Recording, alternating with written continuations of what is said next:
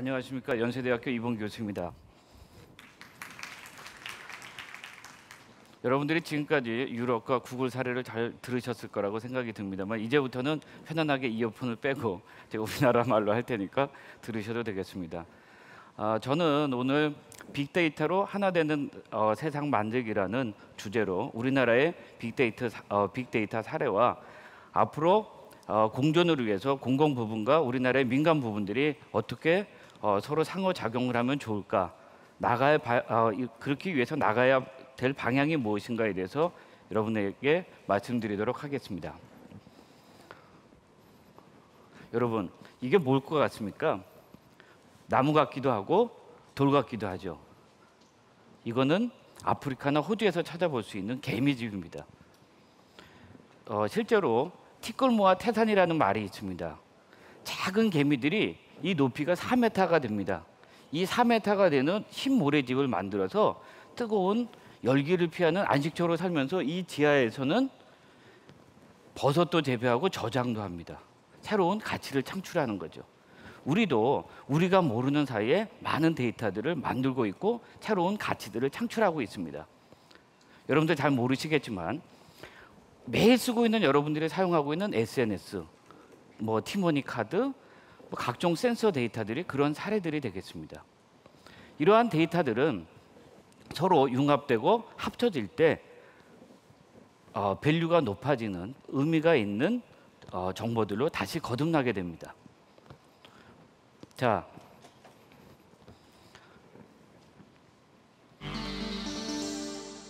제 소리는 좀 약합니다. 지금부터는 우리나라의 3가지 사례를 들어드리도록 하겠습니다. 첫 번째 사례는 상권 분석 사례가 되겠습니다. KCB에서는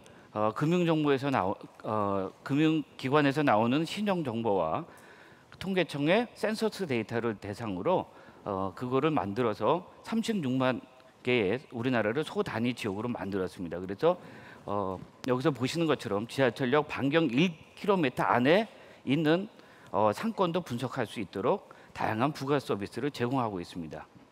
예를 들어서 우리가 영유아 대상으로 한 오가닉 샵을 차리고 싶다. 그럼 어디다 차려야 될까? 이런 거를 생각해 봅시다. 그러면 제일 먼저 우리가 고려해야 되는 게 아기가 있는 2세대 가구가 어디가 많이 사는지를 찾아봅니다. 그리고 소득 수준과 소득 수준이 높고 돈을 많이 쓰는 가구들이 어디가 사는지 지금 여기 반경 1km 안에 있는 지역이 나타내고, 그리고 이 안에서도 우리가 가진 예산 하에서 어느 가게 부지가 어디가 좋을까를 선정을 할 수가 있습니다. 이러한 정보들을 제공을 해주고 있습니다. 지금 보시는 것처럼 공공 부분야에서의 통계청 센서스 정보와 민간 부분의 신용 정보가 합쳐지면 보다 가치 있는, 의미가 있는 정보들이 생성이 되고 있습니다. 두 번째 사례는 회사 입장에서 우리가 오피스텔을 어디다 짓는다. 그럼 어디다 짓고 누구를 대상으로 어떻게 광고를 해야 될까? 이 문제에 대해서 말씀을 드리겠습니다. 지오비전에서는 자회사 DB와 그 협력사들의 DB를 크로스 DB로 만들어서 이러한 정보들을, 다양한 정보들을 제공을 하고 있습니다. 그림에서 보시는 것은 먼저 땅값입니다. 토지 가격이 어디가 제일 비싼가를 보여주고 있는데요. 그림에서 보시는 빨간색 부분이 토지 가격이 비싼 지역입니다. 이 지오비전에서는 이러한 토지 가격뿐만 아니라 기지국 정보들을 활용을 해서 낮에 상주하는 인구랑 주간의 유동 인구가 어디가 제일 많은지도 시간대별로 분석을 하고 있습니다. 이렇게 보다 더 작은 지역으로 나누어서 분석을 하다 보면 이 파랗게 보이는 게 강남역 지역이거든요. 그러니까 아침부터 밤 늦게까지 유동 인구가 굉장히 많은 걸 알 수가 있습니다. 그러니까 우리가 누구를 대상으로 어떻게 광고를 할지도 찾아낼 수가 있는 거죠. 결국은 이러한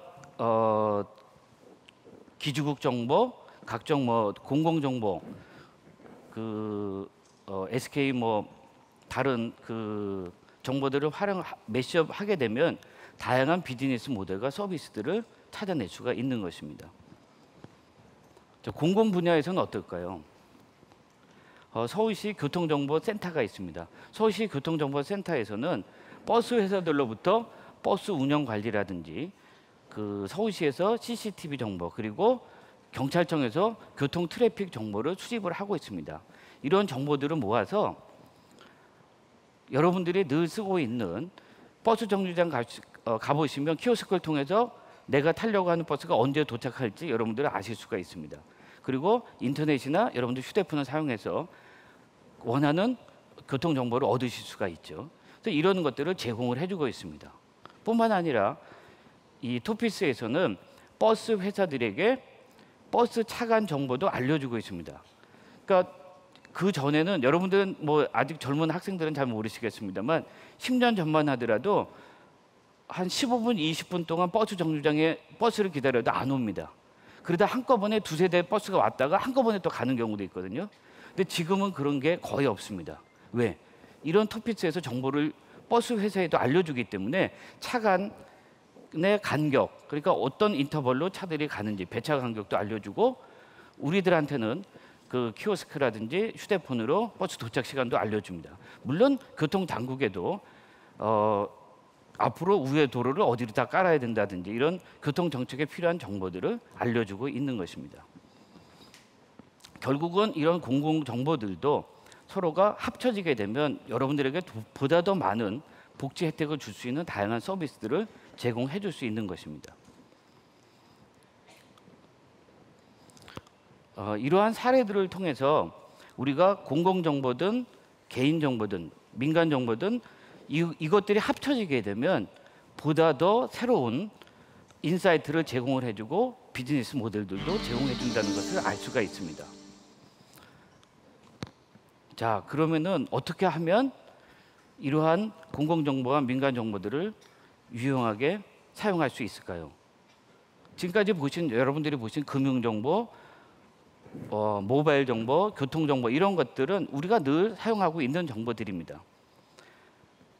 여기에 미국의 오바마 대통령도 칭찬을 아끼지 않았던 한국의 의료 정보들이 있습니다. 의료 정보와 교육 정보 이런 것들이 합쳐지게 되면 보다 더 의미 있는 가치가 있는 정보들이 창출이 됩니다. 그런데 실제로 여기서 보시는 것처럼 그 퍼블릭 부분과 비즈니스 그리고 프라이빗 섹터 쪽에 정보들을 보면 사용하거나 만들어지고 컨트롤되는 부분들에 실제로 그 경계 영역 간에 많은 장벽들이 있습니다. 이 데이터들 간에 서로 원활한 융합과 공유가 이루어져야 되는데 데이터 포맷이 서로 다르다든지 아니면 개인 정보에 대해서 굉장히 민감하다든지 이러한 이유들로 인해서 이 소통이 원활하지가 못한 것이 사실입니다.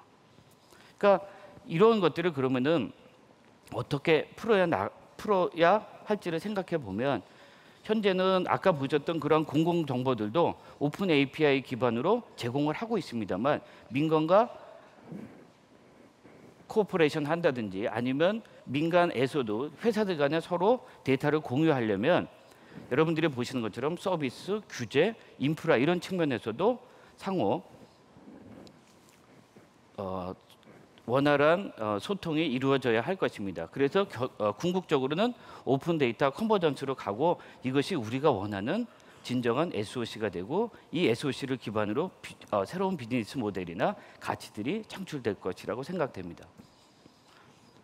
이러한 빅데이터 프레임워크를 통해서 오늘 저는 우리가 나가야 될 방향을 봤고요. 이렇게 나가려면 그러면 어떻게 해야 되는지 제가 5가지 5C를 제안을 드리도록 하겠습니다.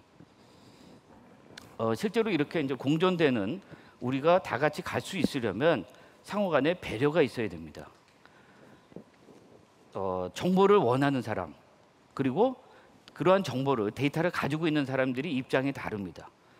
아까 예를 들어서 교통 분야에서 교통 신호 관리를 하는 시스템을 보게 되면 교통 체계, 신호 체계 같은 경우는 신호등을 관제하고 그 관리하는 게 목적으로 그런 시스템이 만들어진 것이지, 그거를 일반 사람들에게 뭐 배포한다든지 뭐 사람들이 원하면 그걸 준다든지 하는 이런 목적으로 만들어진 것이 아닙니다. 그러다 보니까 당연히 우리들도 그렇게 만들어진 목적을 알아야 되고요. 또한 물론 그런 정보들은 세금으로 다 만들어진 것입니다. 그러니까 서로 이런 것들을 배려를 하게 되면 우리가 보다 더 원활한 그 공존하는 시스템을 만들 수가 있고요.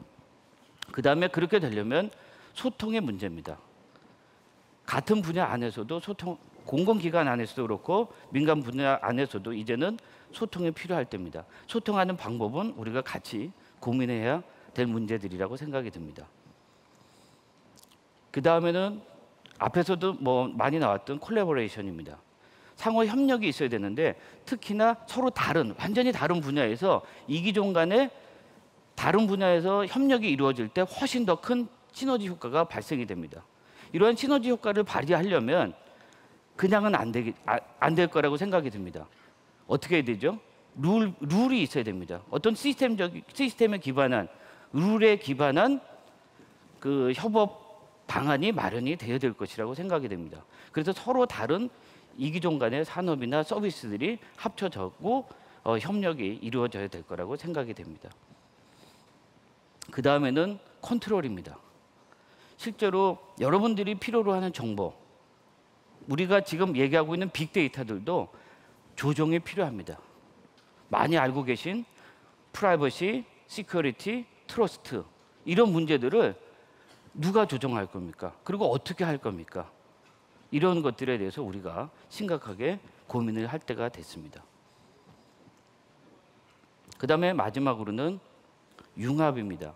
이런 모든 것들은 융합을 통해서 많이 다 이루어질 수가 있고, 융합은 데이터, 시스템, 사람, 산업 모든 분야에서 단계별로 이루어져야 할 것이라고 생각이 듭니다. 이러한 융합을 통해서 우리가 원하는 사회, 아까 처음에 말씀드렸던 신개미집 있지 않습니까? 신개미집 같은 걸 우리가 같이 만들 수가 있습니다. 그래서 그러한 집을 바탕으로 새로운 비즈니스 모델, 새로운 가치, 새로운 복지를 우리가 이루어 나갈 수 있다고 봅니다. 또 이러한 융합을 통해서 이 제목에서 말씀드린 것처럼 빅데이터로 하나 되는 세상을 우리가 만들어 나간다면 보다 더 행복한 사회가 될 거라고 생각이 듭니다. 감사합니다.